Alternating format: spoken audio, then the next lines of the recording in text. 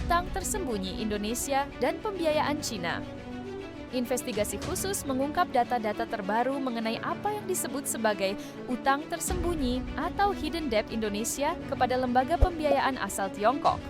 Temuan ini berasal dari laporan riset internasional yang menyoroti pembiayaan ratusan proyek di lebih dari 100 negara termasuk Indonesia, yang sebagian tidak tercatat sebagai utang pemerintah secara resmi. Data AID Data. Berdasarkan laporan Global Chinese Lending Dataset yang dirilis AID Data, tercatat lebih dari 1,4 triliun proyek global USD dibiayai oleh lembaga Tiongkok sejak 2000 hingga 2021.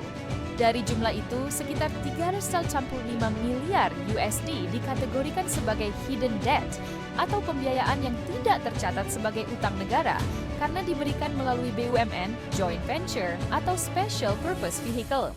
Dalam laporan tersebut, Indonesia berada dalam jajaran negara dengan eksposur lebih dari 17 miliar USD pembiayaan non-pemerintah yang masuk kategori underreported. Data ini didukung oleh analisis tambahan dari IMF dan World Bank melalui laporan International Debt Statistics yang menunjukkan adanya perbedaan signifikan antara pinjaman resmi yang dilaporkan dan nilai pembiayaan proyek-proyek besar yang dibiayai langsung oleh perusahaan Tiongkok. Grafis proyek. Salah satu proyek terbesar yang masuk dalam radar internasional adalah Kereta Cepat Jakarta-Bandung, KCJB, atau WOSH. Proyek ini dibiayai melalui pinjaman dari China Development Bank senilai lebih dari 4,5 miliar USD dengan bunga antara 3,4% hingga 4% dan tenor panjang. Dokumen pendanaan proyek menyebutkan bahwa struktur pinjaman diberikan kepada PT Kereta Cepat Indonesia Cina, KCIC, bukan langsung kepada pemerintah Indonesia, sehingga sebagian beban finansial tidak masuk ke statistik utang luar negeri resmi. Dalam laporan keuangan KCIC, tercatat adanya beberapa kali revisi pembiayaan, termasuk biaya proyek yang membengkak hingga 20 triliun lebih dari perhitungan awal. Sumber internal BUMN menyebutkan bahwa kenaikan biaya ini memicu negosiasi ulang antara pemerintah Indonesia dan kreditur Tiongkok terkait penambahan tenor dan skema pembayaran. Pemerintah Indonesia melalui Kementerian Keuangan menyatakan bahwa semua utang yang menjadi kewajiban negara telah tercatat resmi. Namun, pemerintah juga mengakui bahwa pembiayaan melalui BUMN tidak seluruhnya muncul dalam laporan ULN karena bukan merupakan utang negara langsung. Kementerian Keuangan menegaskan, pembiayaan yang dilakukan melalui BUMN atau entitas proyek tidak otomatis menjadi utang negara, namun tetap dalam pengawasan risiko fiskal. Lalu, bagaimana risiko dari skema seperti ini?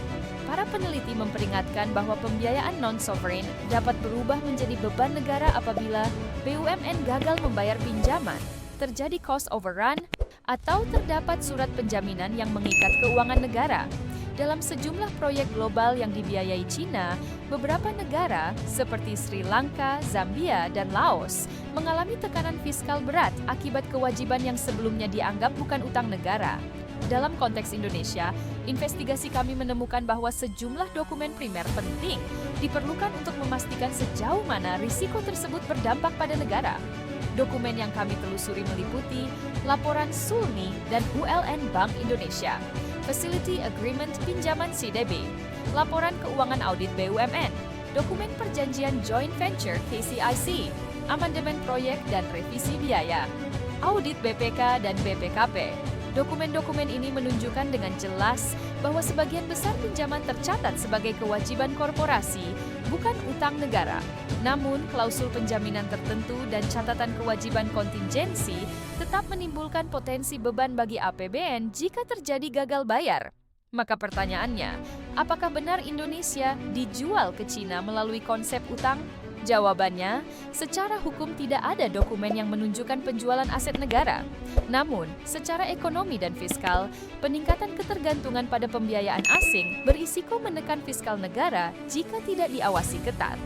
Lalu, bagaimana dengan kabar yang mengatakan Cina mengambil alih beberapa tanah yang strategis apabila hutang negara tersebut tidak bisa dilunasi? Berikut faktanya. Di tiap kasus bukan penyerahan kedaulatan penuh, teritori, secara resmi, melainkan sewa kontrak pengelolaan, penyertaan modal, atau pengambil alihan aset strategis. Sri Lanka, Pelabuhan Hambantota, 19 tahun 2017. Sri Lanka menandatangani perjanjian konsesi dengan China Merchants, CM Port, pada 2017.